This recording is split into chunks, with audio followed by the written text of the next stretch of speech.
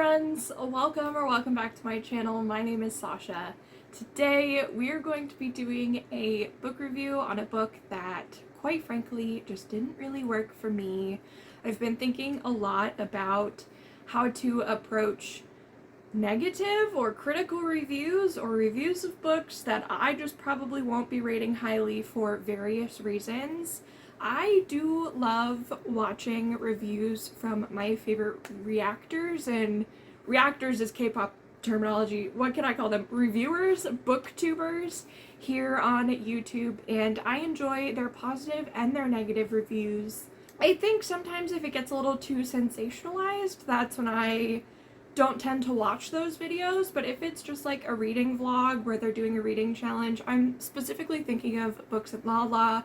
She's someone I watch pretty consistently these days, and she'll just very casually give negative reviews if a book didn't work for her, and I think those are still really important and can still help readers on the direction of what they personally want to read. For example, there was a book I was checking out in Target, and I checked online some of the reviews. There was a 1-star review, and everything in that review is stuff that I love, so I decided to grab the book. So negative or critical or less than positive reviews can still help readers find the things that they want to read, and that's how I'm going to approach this review today.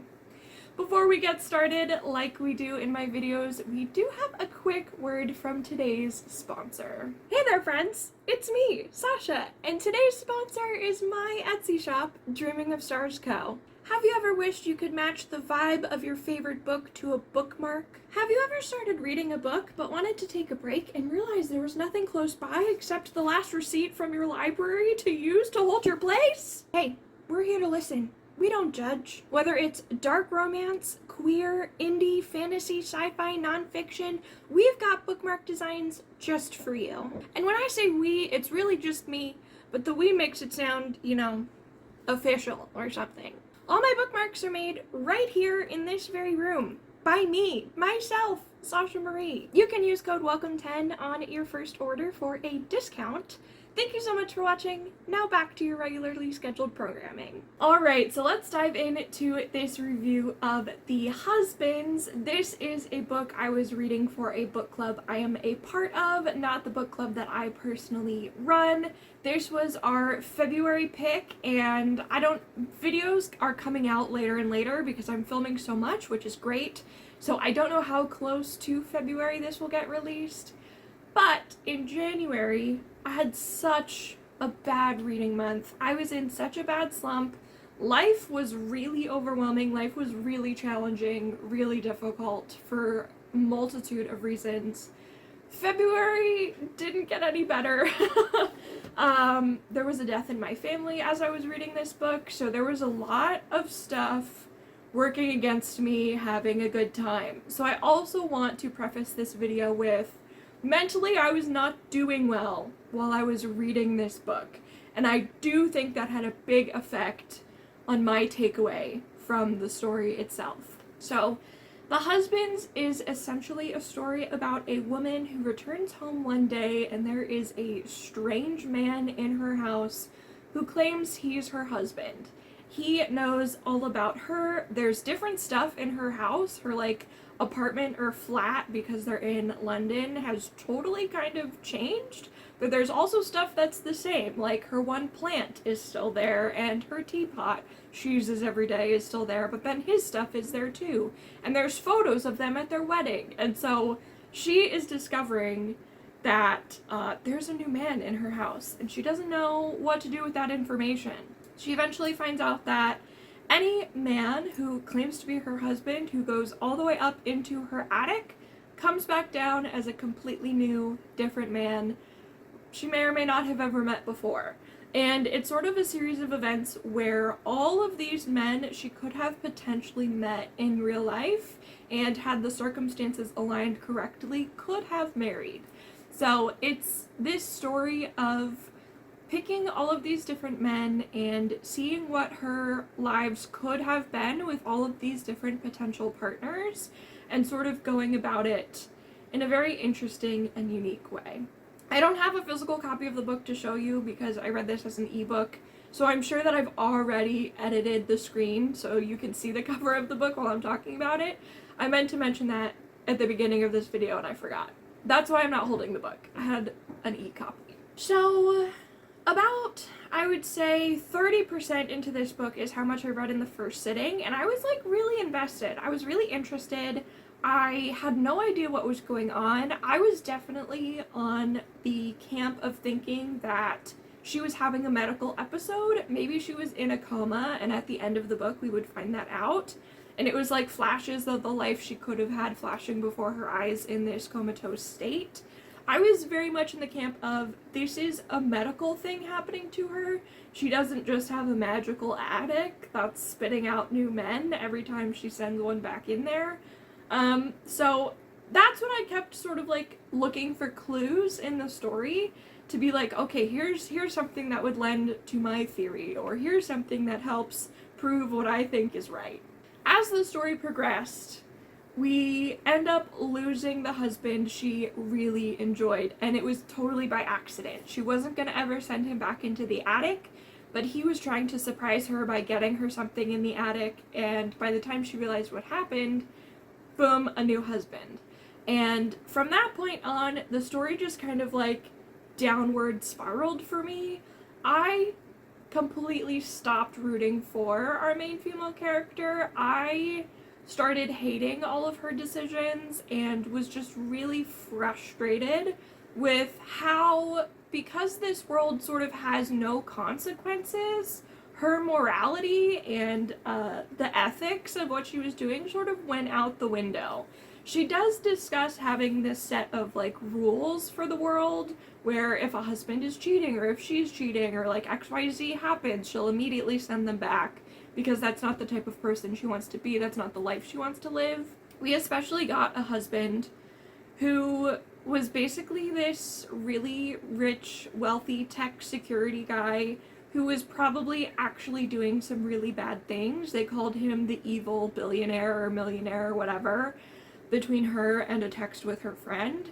And this was the point where I was totally checked out. I was like, I can't stand that she's doing this. I can't stand that like this is the path she's taking. And as the novel continued, her choices kept getting worse to the point where she was harming people. She was harming her husbands. And I just, it was like in the beginning she was trying everything she could to make sure that everyone around her was living a good life. Like sometimes her sister would lose both of her kids in the new world with the new husband. So then she would make sure she had a husband where her sister still had both of her kids. So like she's trying morally to do the right things in the beginning. And then toward the end, it gets really nitpicky. For me, it kind of just got like really nasty and self-absorbed, and it was like, oh, he talks too much about Minecraft. I'm just making stuff up now. Or like he chews loudly, or he does X, he does Y, he does Z. And they would not even step foot all the way out of the attic before she was just sending them back. And I just got so frustrated with how negatively she viewed everything at that point. And it's something I've had to reflect on a lot, because if I was in the same situation, I could also see myself falling into a bit of despair. But I think I would also try and find the best out of the situation instead of immediately finding the worst thing about these guys. And she kind of goes back and forth between those two thoughts. Like, well, let them stay for X amount of days and let's see if we can make this work. And then inevitably something would happen where it like wasn't gonna work and she sent them back. But then instead of letting them stay for longer, the next time she was just so fed up, she just like sped ran through them all. So I guess I can see one group of people enjoying this book more for the fantasy aspect of it all. And I think I should mention I'm coming at this story as a place of like a single person who's never been married, who's never been in a super serious long-term committed relationship where it's like we've made this decision to be together, we're going to be together forever, these are the consequences of our actions type of thing. And I think for people who are already in really committed relationships, this story is much more of like a fun, lighthearted fantasy, because I can only assume that in situations where you're in a long-term relationship, you're going to view your partner with all of their flaws and all of the things that you like about them. There's that saying that in the honeymoon phase, love is just like overflowing and it comes so naturally. And once that phase sort of phases out, then love becomes work, where every day you choose to love the person you're with. It's not just this overflowing, abundant feeling anymore, it's a daily choice. And I think for people who are in those more committed relationships, this book comes off more as like a fun thought experiment and like just vicariously sort of living through her, choosing all these different people and going through all of these different situations. And I can see that side of the room really having a good time with this book. For me, as someone who is already single, it's already so hard, and is another thing she kind of like talks about a little bit, is how hard it is to find the right person. It's already so hard when you're single and you don't have a magic attic that I didn't have a good time with how negative she felt to me personally. And again, that could have been the mindset I was in while I was reading it, because a lot of negative shit was happening in my life at the time, and maybe this is a little more lighthearted than I read into it, but I didn't have a good time.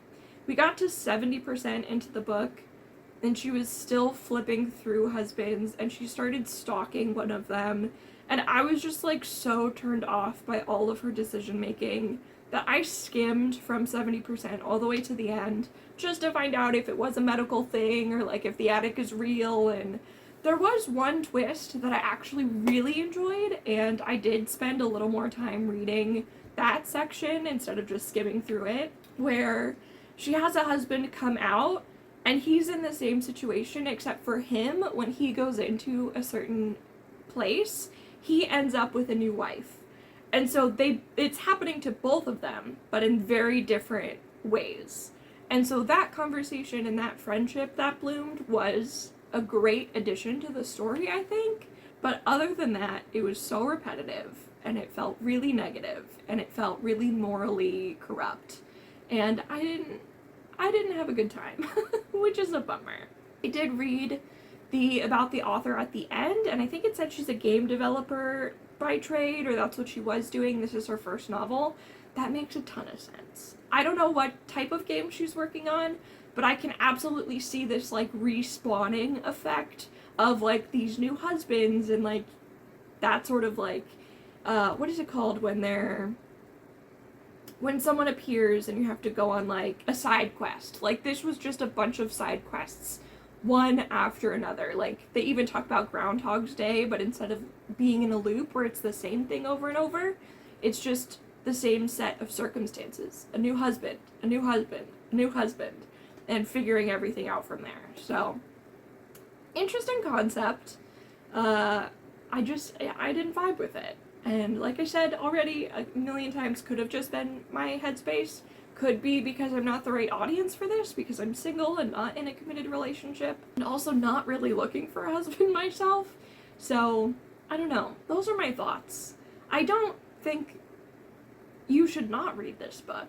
I think if you're interested in it, you should give it a shot, because a lot of people have rated it extremely highly. Some people, this was one of their favorite books of the year, or it was like top 10 or whatever. So there's definitely an audience who are really thriving and enjoying this book. Sadly, I'm not one of them, and I was really hoping I would be. So, a bit of a bummer, but that's where I'm going to leave you. I've yapped about this enough. Thank you all so much for being here today. Thank you for watching. Let me know if you've read this one and what your experience was with it. I'd be very curious to know. I'll see you guys next time. Thanks for being here. Bye!